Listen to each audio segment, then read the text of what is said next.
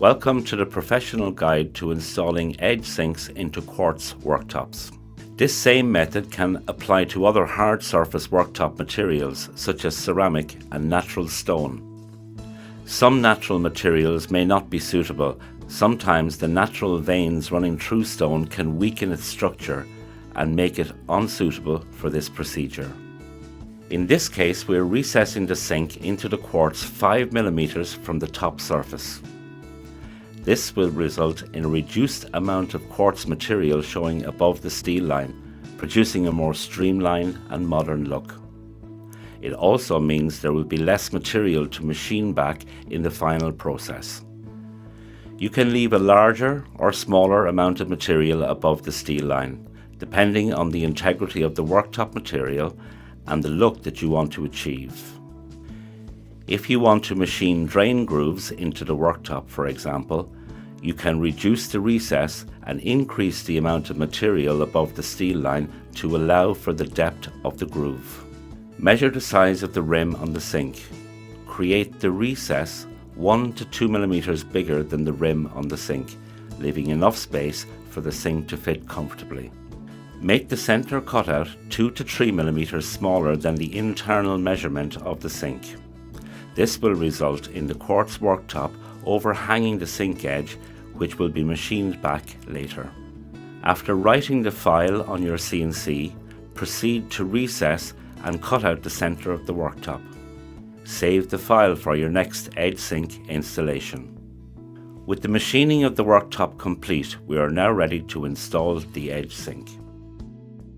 Remove the sink from its box. Inspect it for damage. Check the integrity of the rim and the bowls for any shipping damage or flaws. If there is any damage, call your edge sink distributor immediately. Here we are installing an edge sink into 20 mm quartz. Place the quartz top on a workbench.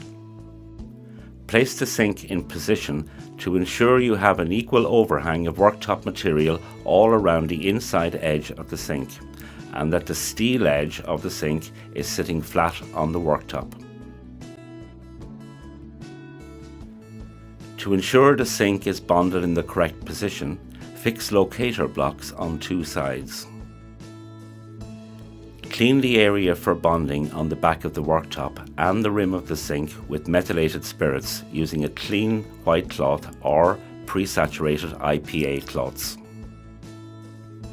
Here we're using a colour-matched engineered stone adhesive, Solmate. There are several other brands on the market which are suitable. Purging the tube is important to ensure both the catalyst and the adhesive are dispensing correctly. Apply a generous even bead of adhesive around the outside edge of the recess. This will ensure a good spread of adhesive and also part-fill the cavity between the sink and the worktop. Apply a generous even bead of adhesive around the perimeter of the sink.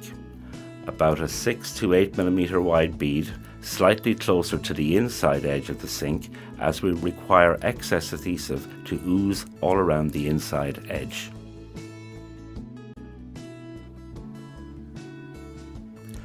Place the sink in position. Press firmly down. Make sure the sink is in the correct position with the locator blocks, and place a 15 kg weight on the top of the sink bowl. If you were installing a double bowl sink, put a 15 kg weight on each bowl. Fill the remaining cavity between the sink rim and the edge of the recess with adhesive.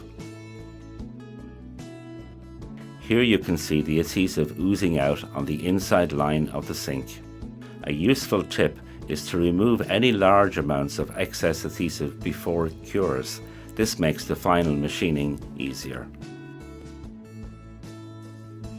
When the adhesive is cured, remove the weight and locator blocks and flip the worktop over.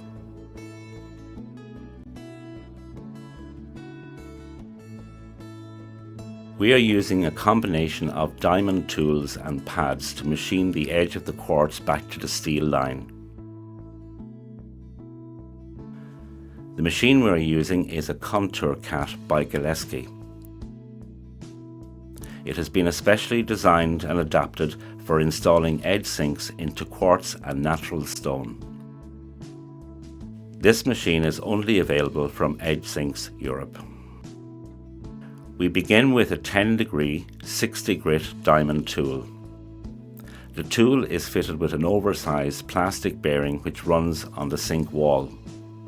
Using a plastic bearing prevents marking the sidewall of the sink.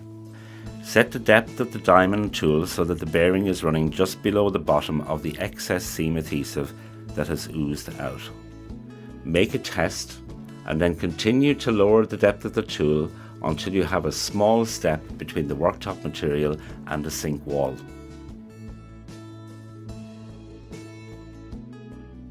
If there is a large amount of material to remove, or you are working with a very hard worktop material, our segmented tool is a fast way to machine back excess. The segmented tool is only used for this purpose. Our goal is to trim the bulk of the overhanging worktop material all around the sink. Now, with just a small overhang remaining, change to a finer 200 grit diamond tool to machine closer to the steel line. Depending on the worktop material, you could just use the 60 grit tool and then hone the edge with a diamond pad. Our goal is to reduce the remaining overhang of the worktop material to a very small step or lip without touching the steel of the sink.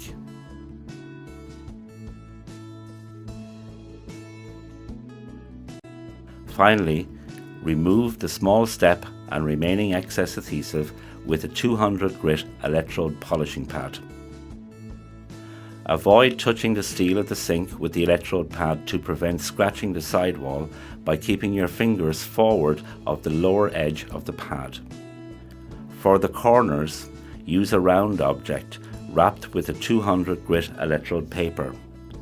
Again, hone the corner until the lip disappears and the worktop is perfectly smooth with the steel of the sink. When polishing is complete, dry the worktop and sink. Inspect the sidewalls for any marks or scratches.